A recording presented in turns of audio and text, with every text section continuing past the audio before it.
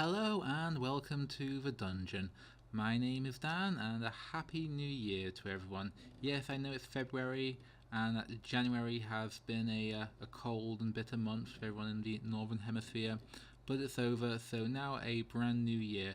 So first of all, a bit of an update. I haven't uploaded in a while, and in that time I've been thinking about what it is I want to do with my channel, and I have decided I want to do reviews, lots and lots of reviews. So 2019 will be the year of the video game reviews, maybe 2020 as well. We shall see how this year goes. Now, January is a very quiet month for video games, but a few have turned up. So the footage you see in front of you is that of Battlefleet Gothic 2, and I have quite a few things to say about it. So, just a bit more information. I'm going to do a lot of different types of reviews going forward, so not just Warhammery, gamery type ones. I've got Crackdown 3 on the agenda as well, Anthem possibly. I do want to play the new Resident Evil 2 remake, and then whatever else happens throughout the year. Anyway, we're going to go hard and we're going to go deep into it. So starting with Battlefleet Gothic 2. To give it its full name though, this is Battlefleet Gothic Armada 2, which is an RTS from the guys at Tyndalos, a sequel to Battlefleet Gothic Armada.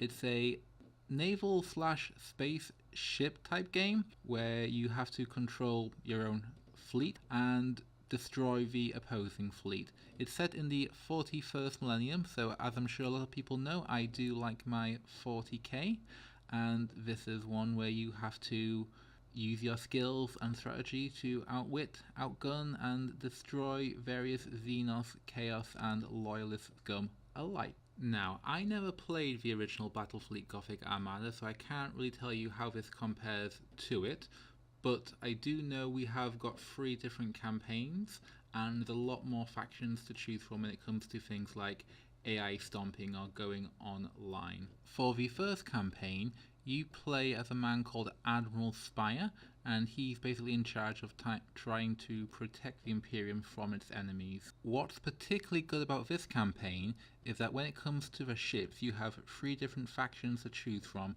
You can go from the Imperial Navy, which is your, I guess, standard large spacefaring vessels, or you can go via the Adeptus Astartes, the Space Marines, which are genetically enhanced guys, but their ships are smaller but sturdier and pack a lot of punch and also do not break their morale.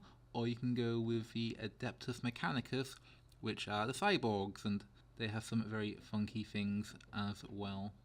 The second campaign has you playing as a Necron Nemesis, which is not quite the top rank, but a rung or 2 below. And that's quite cool actually, because you get to see things from their points of view. Necrons are one of my favourite factions because they are the grumpy old men of the galaxy. They've woken up and they see an entire sea of biomass which is intruding upon their lawn, and they want to shake their fists and exterminate the lot of us. Also, for this campaign, what I'll give the devs props for is for making the Necrons seem like individuals. I know the common misconception is they're all just mindless walking automatons, but that is not the case in this game. They have their own quirks and personalities, some are more machine-like than others, some are more ambitious than others, and it's really cool seeing how they interact with each other and try to gain more power. One guy is rather sarcastic, which I appreciate. Never thought there'd be a sarcastic Necron in a video game. Another one is very kind of flamboyant, and he likes collecting, if you know who I'm referring to in the 40k lore. And another nifty thing they did with the writing is the Necrons have different terminology for factions that the Imperials do. For example, rather than referring to them as Chaos, Necrons call them as the Formless Horror, and for the Adeptus Mechanicus they refer to them as the False Machine, or Servants of the False Machine, which is a nice little touch. As for the Tyranids though, this is a bit of a different one, since we encounter the story of a Tyranid invasion via their victims, so not so much themselves, which is what it is, I guess, really. So if you want to roleplay as a all-consuming spawn of insect-like creatures who want to eat and kill everyone, then this is the campaign for you. Also, some of our ships look like space anuses. I'm just saying. So when it comes to the actual gameplay, there are two things to this game. The first, which I'll go through, is the most dull, which is the system management. So this is a strategy game, you will be doing a lot of space battles, but to help with that, you need to be able to manage the systems that you conquer, I guess. Now, you're not really a planetary governor, you're a fleet admiral or nemesaur or space but you do get to decide things like, does my planet have any minefields around it? Or do I get a space station to protect it? And that is basically it. So if you're looking for a galaxy-wide management simulator, then look away. This is very bare bones, but to be honest with you, I quite like that because you don't really want to be dicking around with taxes and how the population thinks about you when you have giant aliens coming to eat you. So it's all about getting into battle. And this is truly the meat of the game. Very tactical. You have a number of ships which increases over time, and there are two different ways of playing a game. You have the first, which is just destroy the enemy, which is as simple as it sounds. The second is about zone capture, and both of them require you to pay particular attention to what's going on with your ship's systems. If it's on fire, you'll want to repair it. If it's been shot at, you'll want to put more power to the hull. Or if you want to do the shooting, you'll put more power to the weapons. Sometimes you'll want to be stealthy, so you'll want to run silently so the enemy can't get a fix on you. Other times you'll be racing to get to the objective point or the gas cloud. So many different options. And then comes the ship placement. These ships come in a variety of different sizes, from small little frigates to gigantic battle cruisers and beyond. So different sizes. If you take your big ship and you ram into a small ship, that small ship is going to suffer a lot more than you. If, however, you show your broadside to an enemy and the enemy has a rack of torpedoes and fires all of them into your broadside, you are going to suffer a lot from that. Position is extremely important. Another level of complexity is you can actually target certain parts of a ship. So if you want the enemy to stay where they are, go for the engines. If you want to disable their weapons, shoot their weapons. Many a time a battle of mine has become a vicious cat and mouse cycle as I try and get one over them and they're trying to do likewise to me. It's extremely tactical and it does require a lot of micromanagement, so clicking buttons at the right time and not panicking when everyone's dying all around you. Timing is also very important, particularly with some of your skill shots. As I mentioned, you have various types of torpedoes. You have to line them up and shoot at the right time, and that means anticipating where your enemy will actually fly their ship. So you don't want to shoot them where they are if you're too far away, you want to shoot them where they are likely to be. Add to that various types of bombs, one which makes everything inside its bubble stop where they are, others which destroy all shields, and various others. My favourite ability is a Necron one, where you shoot this thunderbolt and it goes in a random direction, and anything it passes through, it does a ton of damage. Another great ability is where you have two ships, you can connect the two together with this bright orange light, and anything in between that light takes damage. So timing, spatial awareness, all of that is key. Now, the second type of mission you'll see a lot of is capturing points. So all I just said before also applies to this one, and you have to pay attention to what points you have. This is not my favourite mode.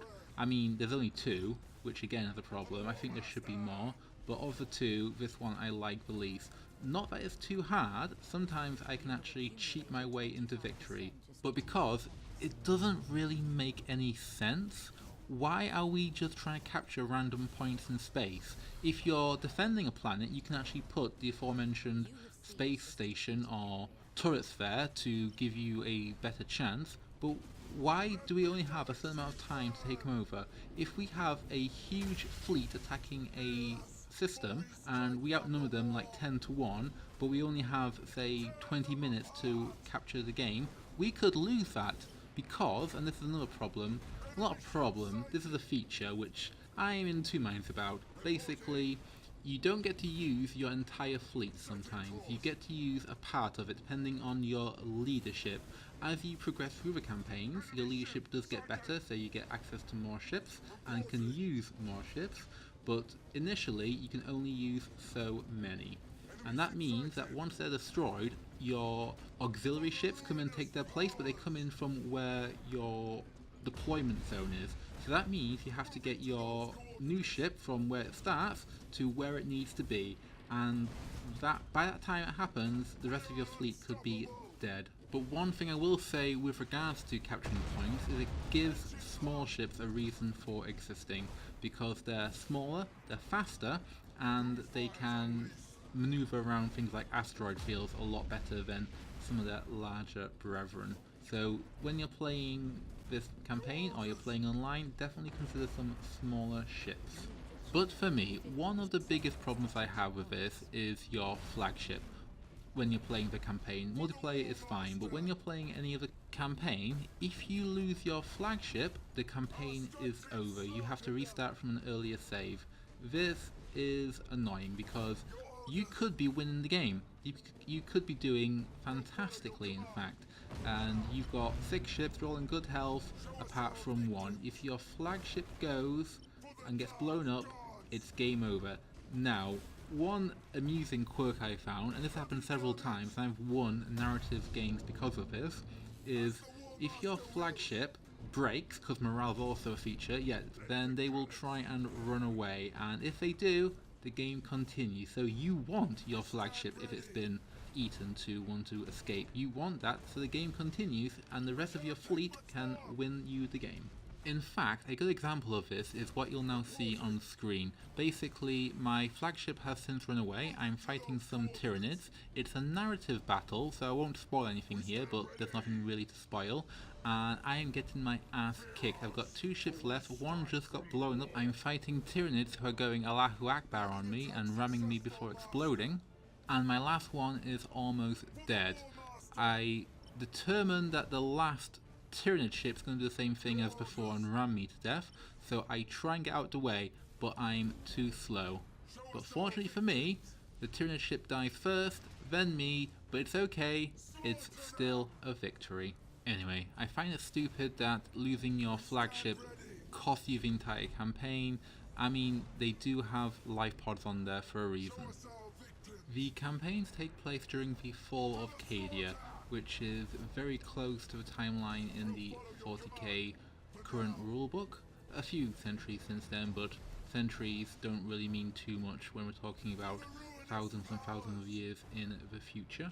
And what's really cool is if you're new to the franchise, then there are a lot of intro movies to get you up to speed, and some of these are quite impressive, such as this one here. The Black Fleet slipped its moorings. An endless tide of heretics, traitors, demons, and madmen whose desperate fealty was given over to a single damned soul. Abaddon the Despoiler, inheritor of the arch-traitor Horus's reviled legacy. The 13th Black Crusade, herald to a fresh age of nightmare, had begun. Stalwart Cadia would be the first to feel its wrath.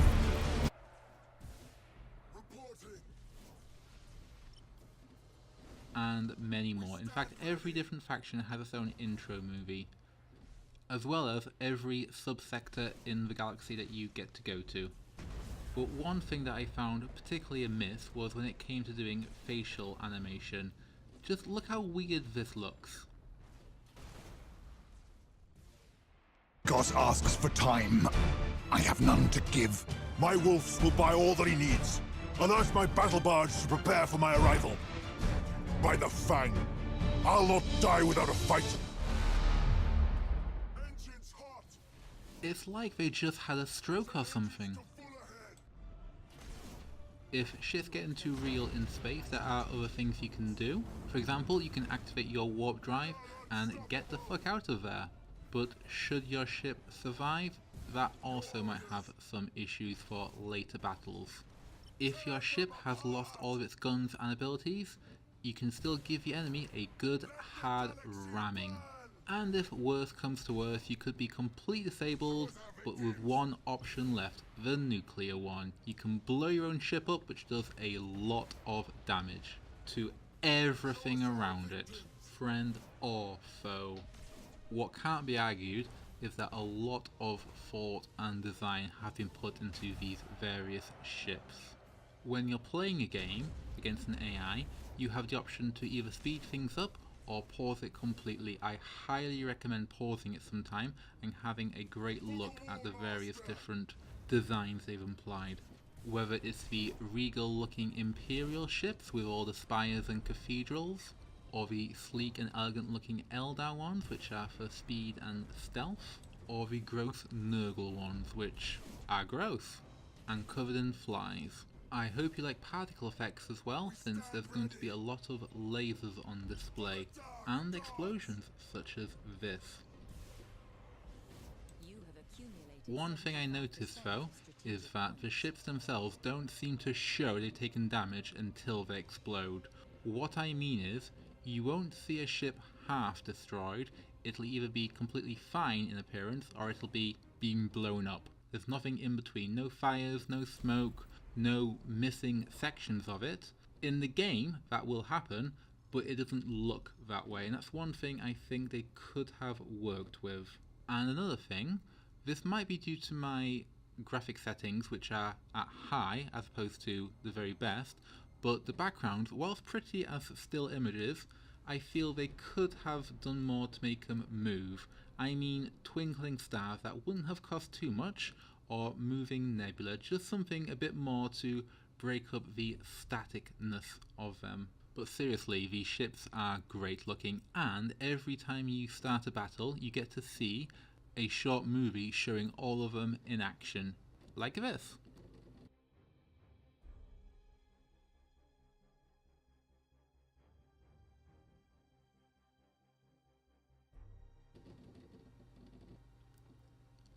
Sound in this game is good, but it's not great. You have all the sounds of explosions and all that good stuff as well. I know there's no sound in space, but it's entertainment, come on.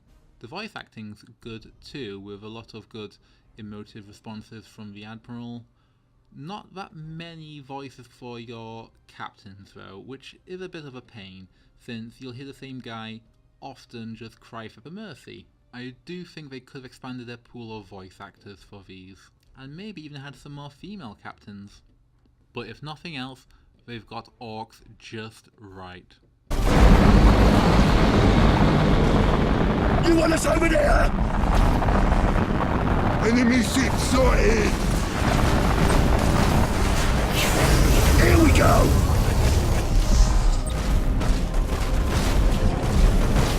Mordecai! You got it! Buzz, we gotta go!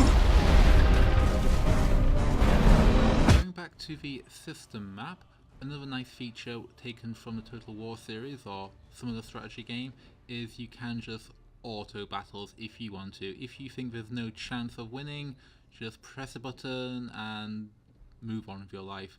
Or if it's going to be too much hassle, you have no chance of losing and don't want to spend time battling, just click that button. Now, one issue I have with the maps are invasions.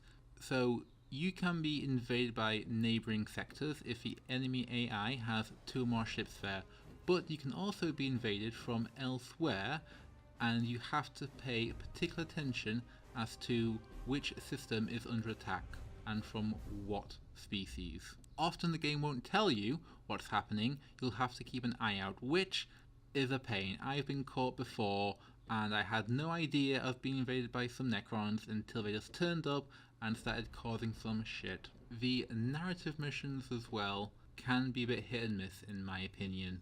Again, like I said before, if you lose your flagship, if you lose your admiral or whatever, it's game over and you have to start again. You can't save during these.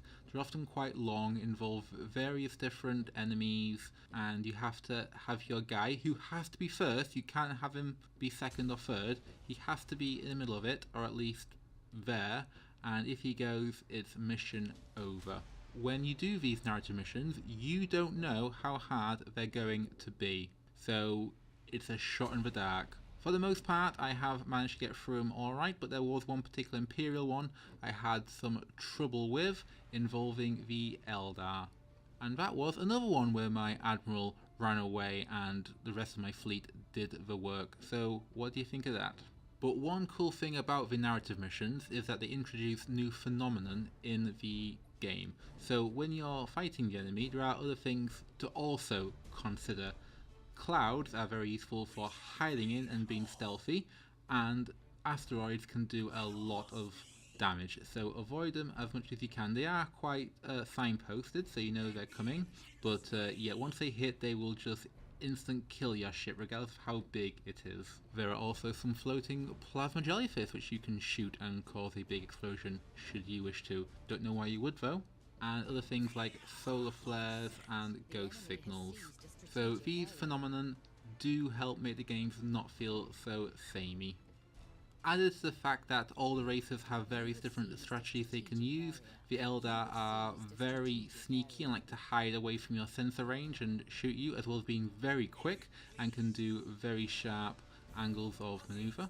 The Necrons can recover very easily, the Adeptus Astartes are good at assault actions, and so on and so forth. This also goes with multiplayer, which is very strong, very competitive, and has leaderboards so you can see your progress, unlock things like new portraits to make your admirals look a bit different if you wish to, although they're not species specific. So for me, I was playing as the Imperials and I got a nice Tau one. Don't really like Tau and don't intend to use it, but it's nice to have it. One great feature on multiplayer though is the use of co-op. So you and a friend can have a 2 versus 2 battle, and you each control your own fleet, and you work together, and you have joint victory or joint defeat. Right, so my conclusions now. Performance wise, I had one issue where the game crashed and that was it. On the whole though, it's been more or less stable, so 2 thumbs up for that. There's a few other issues, such as why do you have a global economy when you're controlling dozens and dozens of systems? I don't get that wording. Why does the Admiral say space ship destroyed when it's a space station you just blew up? And lots of other little things like that. But on the whole, I like this game a whole lot. The gameplay is strong, very tactical, there's a lot of value in here. I have put in, at time of recording, about 35 hours, and I've not even finished a single campaign yet. I've tried all 3 of them. I like the Imperial, I like the Necron, not too keen on Tyranid, but there you go, and done some multiplayer as well. There's a lot of value to be had, so for that, my final scoring is going to be 3.5 space anuses. Yes, it does a lot of things well, and I do like the gameplay, but there's just a few problems which are bringing the score down. A bit too much on the micro-management side of things, which can be a little stressful, at least for me, and a few visual and audio things as mentioned before.